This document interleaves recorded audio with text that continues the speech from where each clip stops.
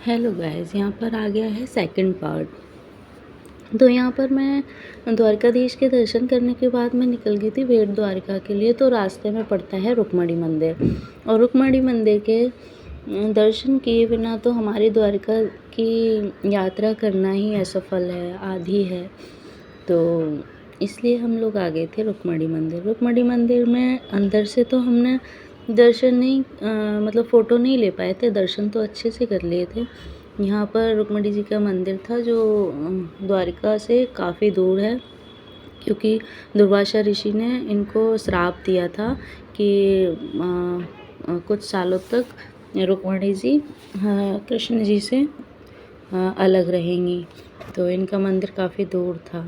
उसके बाद में हम निकल गए थे नागेश्वर मंदिर के लिए।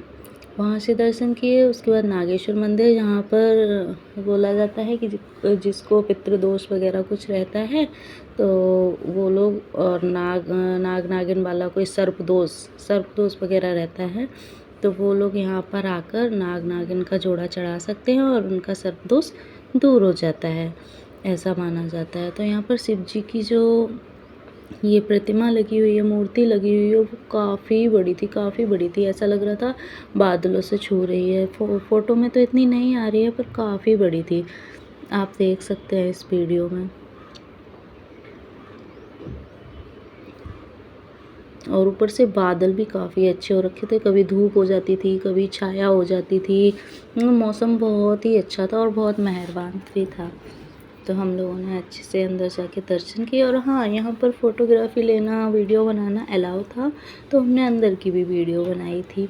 पर ये था वीआईपी, मतलब जो लोग जो अपना वो सर्पदोष वगैरह करवा रहे थे दूर, वो अंदर जाके पूजा कर सकते थे, बाकी सब बाहर से ही।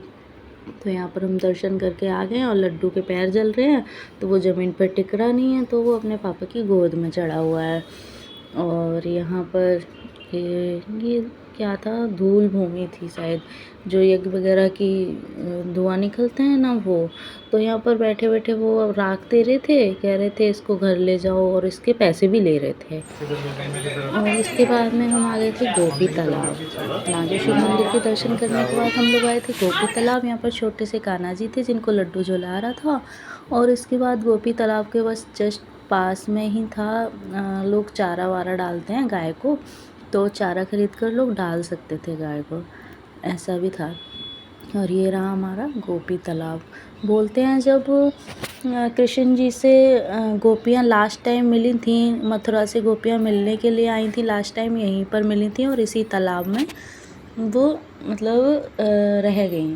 वापस वो मथुरा वापस नहीं गई कृष्ण जी से मिलने के बाद में, और इसी तालाब में समा गई, ऐसा माना जाता है। तो ये गोपी तालाब हो गया। कृष्ण जी ने लास्ट टाइम यहीं पर गोपियों को दर्शन दिए थे और गोपियाँ यहीं पर समा गई थी, वो वापस नहीं गई थी द्वारिका। तो यहाँ पर लड्डू मछली को दाना डाल रहा, मछलियाँ मतलब हर पानी में मछलियाँ हैं, तो यहाँ पर लड्डू दाना डाल रहा है। इसके बाद हम निकल गए थे अपने सुदर्शन सेतु पर, और ये नया ब्रिज बना हुआ है, इसका नाम रखा है सुदर्शन सेतु, जो कि कन्हैया जी के चक्र के नाम से है। और यहाँ पर इतने सारे जहाज़ थे और अलग अलग फ्लैग लगे हुए थे सारे जहाज़ों पर। और वो जहाज़ों पर मतलब काम भी चल रहा था, लकड़ियों से जहाज़ बन रहे थे, बनते हुए भी देखे, काफ़ी बड़े बड़े थे। और ये ब्रिज काफ़ी बड़ा है, और इस पर मतलब ये देखो, ये पिलर लगे हुए हैं ऐसे डिज़ाइन में, और इस पर जो डिज़ाइन बना हुआ है ना, वो मोर के पंख का बना हुआ है। इससे ही पता पड़ता है हम कहाँ आए हैं। और यहाँ पर हम जा रहे हैं भेट द्वारका, जहाँ पर कृष्ण जी सुदामा जी आए थे, और सुदामा जी आए थे कृष्ण जी से मिलने के लिए। और वो चावल, यहाँ पर चावल चढ़ाने का ज़्यादा महत्व है, और यहाँ पर हमने फ़ोटो भी ली थी। इसके बाद में भेट द्वारका में हमने दर्शन अंदर से मना था, तो हमने फ़ोन कर दिया था जमा। इसके बाद में हम आ गए थे दर्शन करने के बाद में शिवराजपुर बीच।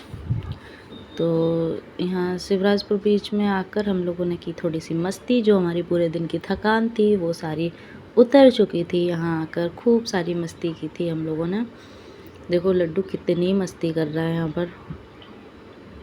और हाँ, हम लोग कपड़े होटल के रूम में ही छोड़ कर आए थे, लाए नहीं थे, तो फिर लड्डू की पैंट उतार दी थी कि भीग जाएगी, फिर भी वो भीग चुकी थी और मैं भी पूरी भीगी गई थी। भीगे भीगे ही होटल रूम तक पहुँचे थे। काफ़ी टाइम हो गया था और रेत भी काफ़ी भर गया था और समुद्र का पानी है तो खारा तो होना ही है, तो बहुत खारा पानी था। और ये लहरों से तो मुझे फर्स्ट डे तो बहुत डर लग रहा था, मैं अंदर जा ही नहीं रही थी, क्योंकि मैंने काफ़ी सारी वीडियोस देख रखी हैं कि लहरें ले जाती हैं और सच में ऐसा होता है। लहरें जब आती है ना, जब ज़्यादा तेज़ होती है तो वो पानी के साथ में नीचे की जो मिट्टी रहती है ना पैरों के नीचे, उसको भी बहा लेती है, जिससे कि हमारे पैर आगे चले जाते हैं। ये मैंने खुद का एक्सपीरियंस बता रही हूँ, क्योंकि मेरे साथ भी ऐसा हो रहा था। जब लहर तेज़ आ रही थी ना, तो मैं जम के खड़ी हो गई थी कि मैं हिलूंगी नहीं इस जगह से। तो वो मेरे पैरों के नीचे की जो रेत होती है ना, इसको ही भगा के लेके जा रही थी, तो मैं खुद ही आगे बढ़ जा रही थी, इसलिए मैं ज़्यादा अंदर नहीं गई थी। यहाँ पर काफ़ी सारे वीडियोस बनाए थे लड्डू ने, मैंने, इसके पापा ने। इसके पापा के थोड़े कम हैं, बाकी हम लोगों ने काफ़ी बनाए थे।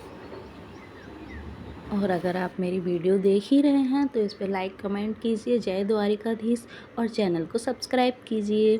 अगर इंस्टाग्राम पर देख रहे हैं तो फॉलो कीजिए, और अगर फेसबुक पर देख रहे हैं तो फॉलो कीजिए, यूट्यूब पर देख रहे हैं तो सब्सक्राइब कीजिए। Bye bye, thanks for watching.